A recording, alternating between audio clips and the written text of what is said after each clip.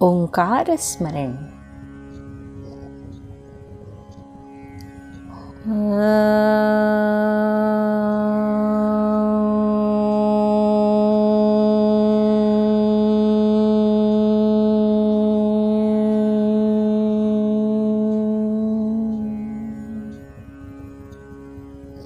मित्रमैत्रिणींनो, नमस्कार. डॉक्टर शैलजा रानडे लिखित महाभारतातील प्रासंगिक कथेचं कथन करते आहे. शीर्षक आहे भीष्म प्रतिज्ञा. प्रातःकाळची रमणीय वेळ होती. युवराज देवव्रत आपले प्रातःकर्म आटोपून पिताश्रींना प्रणाम करण्यासाठी त्यांच्या राजकक्षात प्रवेशला. त्यांना पाहताच द्वारपालकांनी आपले भाले दूर केले. युवराजांना झुकून प्रणाम केला व ते अदबीने राजद्वारापासून दूर झाले. मंद मंद पावले टाकीत युवराज देवव्रताने आपल्या पित्याच्या शंतनू महाराजांच्या शयन कक्षात प्रवेश केला.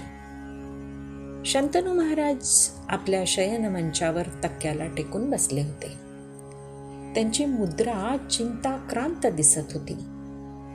डोळे मिटलेले होते. युवराज देवव्रत त्यांच्या जवळ गेला. त्यांच्या चरणांना स्पर्श करून तो म्हणाला, प्रणाम पिताश्री. त्याच्या ह्या शब्दांनी महाराज शंतनू एकदम भानावर आले.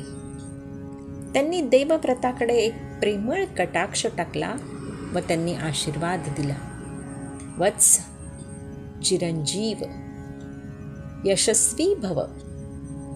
पित्याच्या आदेशानुसार देवव्रत आपल्या पित्याजवळ त्यांच्या चरणाशी बसला. पित्याच्या सचिंत मुद्रेकडे पाहून तो म्हणाला, पिताश्री, आज आपण सचिंत दिसता. असे कोणते कारण आहे? आपण सांगावे. हा आपला पराक्रमी पुत्र आपली काळजी दूर केल्याशिवाय राहणार नाही. देवव्रताच्या ह्या बोलण्यावर महाराज शंतनू म्हणाले, अरे वत्सा, राजपदावर आम्ही व युवराज पदावर तू विराजमान असताना आम्हाला काळजीचे काय कारण? मग आपली प्रकृती ठीक नाही का? राजवैद्यांना पाचारण करू काय? देवव्रत काळजीने म्हणाला. तेव्हा महाराज हसून म्हणाले, अरे, रात्री निद्रा लवकर आली नाही, एवढेच. तेव्हा तू काळजी करू नकोस.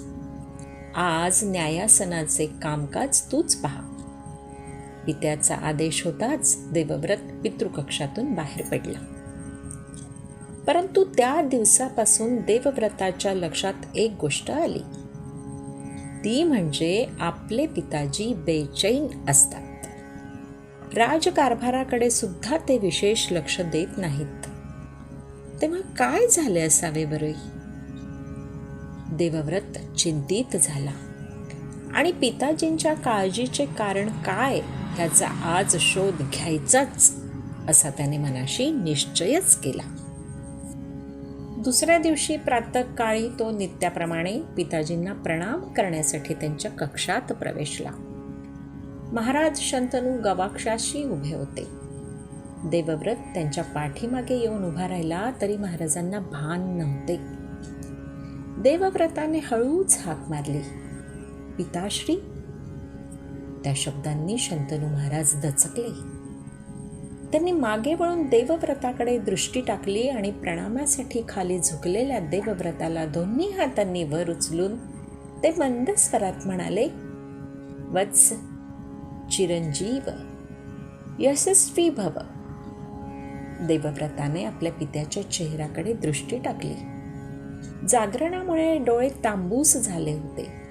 डोळ्यांभोवती काळी वर्तुळे स्पष्ट दिसत होती. शरीर कृश झाले होते. मनगटातील कडे सैल होऊन हातावर ओघळले होते. आपल्या प्रिय पित्याची ती दशा पाहून देवव्रताचे मन कळवळले. त्याच्या डोळ्यात पाणी दाटून आले. त्याने शंतनू महाराजांचा हात धरून त्यांना मंचकावर बसवले व तो म्हणाला, तात, काय होतंय तुम्हाला? तुम्ही चिंताग्रस्त का? आज तुम्ही काही सांगितल्याशिवाय मी येथून जाणार नाही. देवव्रताचा हा निर्धार पाहून महाराज शंतनू चमकले. आपला हा पुत्र शब्दांचा किती पक्का आहे हे ते चांगले ओळखून होते. तेव्हा टाळाटाळ करून काही उपयोग नाही हे त्यांनी जाणले आणि एक दीर्घ निश्वास टाकून ते म्हणाले, पुत्रा, तुझा निर्धार आम्ही जाणतो, तेव्हा आता तुला सत्य सांगण्याशिवाय दुसरा पर्याय नाही. पण तुला सांगावे तरी कसे? आम्हाला मोठा प्रश्न पडलाय. पित्याचे बोलणे ऐकून देवव्रत म्हणाला, सांगा पिताश्री, सांगा. तुमची काळजी दूर करण्यासाठी मी कोणतेही दिव्य करायला तयार आहे. तेव्हा महाराज म्हणाले, पुत्रा, काही महिन्यांपूर्वी यमुनेच्या काठावरील प्रजेला होणारा उपद्रव दूर करण्यासाठी आम्ही गेलो होतो. होय पिताश्री, माझ्या चांगलेच स्मरणात आहे. यमुना तीरवासी वैश्य लोकांना होणारा लूटमारीचा उपद्रव आपणच दूर केला होता. तेव्हा काय झाले? देवव्रताचा हा प्रश्न ऐकून शंतनू महाराज म्हणाले, वैश्यांना लुटणाऱ्या दरोडेखोरांचा निपात केल्यानंतर एक दिवशी आम्ही एकटेच यमुनेच्या जलात नौकाविहार करीत होतो. तेव्हा असे म्हणून महाराज थांबले. त्यांच्या चेहऱ्यावरचे संकोचाचे भाव पाहून देवव्रत म्हणाला, सांगा पिताश्री, सांगा. तेव्हा काय झाले? त्यावर शंतनू महाराज खाली मान घालून म्हणाले, तेव्हा आम्हाला वाऱ्याच्या झुळकीबरोबर एक सुगंध जाणवला. त्या सुगंधाने आमचे मन मोहून गेले आणि त्या सुगंधाच्या दिशेने आम्ही नौका वल्हवली. तेव्हा असे म्हणून महाराज पुन्हा थांबले. तेव्हा काय झाले पिताजी? तो सुगंध कोणाचा होता? देवव्रताने उत्सुकतेने विचारले. महाराज खिन्न स्वरात म्हणाले, नको पुत्रा, नको. पुढचे आता विचारू नको. पण देवव्रताने त्यांना पुढे काय झाले हे सांगण्यास भागच पाडले. तेव्हा त्यांनी सांगितले, मुला, आम्ही सुगंधाच्या दिशेने नौका वल्हवीत गेलो. तेव्हा आम्हाला एक रूपवती कन्या दिसली. तो सुगंध तिच्याच शरीरापासून येत होता. ही अद्भुत गोष्ट ऐकून देवव्रत चकित झाला व त्याने पुन्हा प्रश्न केला, रूपवती तरुणी कोण होती ती? महाराज म्हणाले, धूर्त राजा नावाच्या धीवराची ती कन्या होती. नाव तिचे मत्स्यगंधा. तिच्या रूपाने माझं मन मोहित झालं आणि मी तिच्या पित्याजवळ तिची मागणी केली.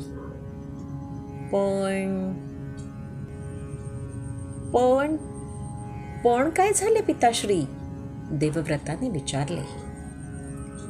महाराज सांगू लागले, पुत्रा, तिच्या पित्याने आमची मागणी मान्य केली नाही. आम्हाला नकार दिला. नकार हा शब्द ऐकला आणि देवव्रताच्या कपाळावरच्या शिरा ताठरल्या.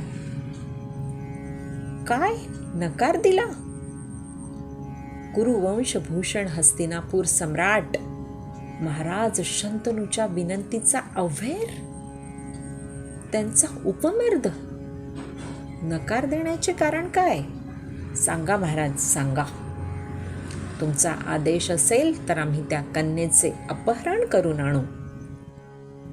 त्याचा तो आवेश पाहून महाराज गोंधळले आणि त्याला समजावण्याचा प्रयत्न करीत म्हणाले, थांब मुला, असा उतावळा होऊ नकोस. अरे, त्या धीवर राजाची एक अट आहे. काय? एक सामान्य धीवर राजा आपल्यासारख्या बलाढ्य राजाला अट घालतो? आणि ती कोणती? देवव्रताने संतापाने विचारले. तेव्हा त्याला समजावत शंतनू महाराज म्हणाले, अरे, आपण त्यांच्या कन्येला मागणी घातली तेव्हा ते अट घालणारच, आणि तशी त्यांची अट अवास्तव होती असेही नाही. देवव्रताने पुन्हा विचारले, पण महाराज, त्यांची अट तरी कोणती होती? त्यावर शंतनू महाराजांनी उत्तर दिले, त्यांच्या कन्येच्या पुत्राला राज्य मिळावे ही त्यांची अट होती. पण मुला, देवव्रता, तू ज्येष्ठ युवराज, राजपदाचा अधिकारी असताना त्यांची ही अट मी कशी काय मान्य करणार? तुझ्यावर अन्याय करून मी माझ्या सुखाचा विचार कसा करणार? नाही, असे कदापि शक्य नाही. असे म्हणून महाराज शंतनू शांतपणे डोळे मिटून पडून राहिले. पित्याच्या अस्वस्थतेचे खरे कारण कळल्यामुळे युवराज देवव्रत अस्वस्थ झाला. आपल्या पित्याच्या दुःखाला कळत न कळत आपणच जबाबदार आहोत ही टोचणी त्याच्या मनाला लागली. तेव्हा सेवकाला ताबडतोब रथ सज्ज करण्याची आज्ञा केली व त्याचा रथ दौडत निघाला. वाऱ्याच्या वेगाने अश्व धावत होते.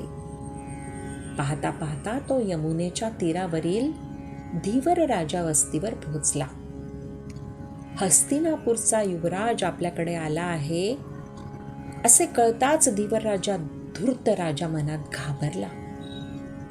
भीतच तो देवव्रताला सामोरा गेला व नम्रपणाने त्याचे स्वागत करून म्हणाला, आपली चरणधूळ लागली हे आमचे भाग्य, पण आपल्या येण्याचे प्रयोजन काय ते कळले तर आपली सेवा करता येईल. त्याचा हा मानभावीपणा देवव्रताच्या लक्षात आला, पण तसे न भासवता त्याने सरळपणे सांगितले, हे राजा, तुझी कन्या मत्स्यगंधा हिचा विवाह माझे पिता शंतनू महाराज ह्यांच्याशी व्हावा अशी माझी इच्छा आहे. ती मला मातृतुल्यच राहील. मी तिच्या सेवेत सदैव तत्पर राहीन ह्याविषयी आपण शंका बाळगू नये. देवव्रताच्या ह्या मोकळ्या बोलण्याने धूर्तराजाला हिंमत आली व तो पुन्हा हात जोडून देवव्रताला म्हणाला, युवराज, आपण माझ्या कन्येला मातृस्थानीच मानाल ह्यात संशय नाही, पण तिला होणाऱ्या संततीचे काय? त्यावर देवव्रत चटकन बोलला, हे धीवर राजा, तिची संतती माझे बंधूच असणार नाहीत काय? मी त्यांचे सुद्धा सदैव पालन करीन. देवव्रताच्या ह्या बोलण्याने धूर्त राजाचे समाधान झाले नाही. तो म्हणाला, युवराज, तुम्ही त्यांना बंधू मानून त्यांचा सांभाळ कराल, पण ते राजपदाचे अधिकारी होऊ शकणार नाहीत. धूर्तराजाच्या ह्या शब्दांनी देवव्रत चमकला. धूर्तराजा आपल्या कन्येचा विवाह महाराजांशी का करून देत नाही ते त्याच्या स्पष्टपणे लक्षात आले. तो क्षणभर मौन राहिला. त्याने मनाशी काहीतरी निश्चय केला व तो खंबीरपणे बोलला, पित्याच्या सुखासाठी पंचमहाभूतांना साक्षी ठेवून मी अशी प्रतिज्ञा करतो की मत्स्यगंधेच्या पोटी जो पुत्र जन्माला येईल तोच हस्तिनापूरच्या सिंहासनावर बसेल. यासाठी मी आजन्म ब्रह्मचारी राहीन. देवव्रताची ही भीषण प्रतिज्ञा ऐकून यमुनेचे जल सुद्धा स्तब्ध झाले. चहू दिशांनी त्याच्या प्रतिज्ञेचे पडसाद उमटले. मी आजन्म ब्रह्मचारी राहीन, ब्रह्मचारी राहीन. ही प्रतिज्ञा सामान्य नव्हती. ही भीष्म प्रतिज्ञा होती. भयंकर प्रतिज्ञा होती. ऐकणारे सर्व थक्क झाले. देवव्रताची प्रतिज्ञा, भयंकर प्रतिज्ञा. भीष्म प्रतिज्ञा. त्यामुळे सर्व प्रजानन ह्या गुणगंभीर देवव्रताला भीष्म या नावाने ओळखू लागले. भीष्माने ही घोर प्रतिज्ञा केली व जन्मभर तिचे पालन केले. म्हणून आजही एखाद्या अशक्य कोटीतल्या प्रतिज्ञेसाठी भीष्म प्रतिज्ञा हा वाक्प्रचार वापरतात.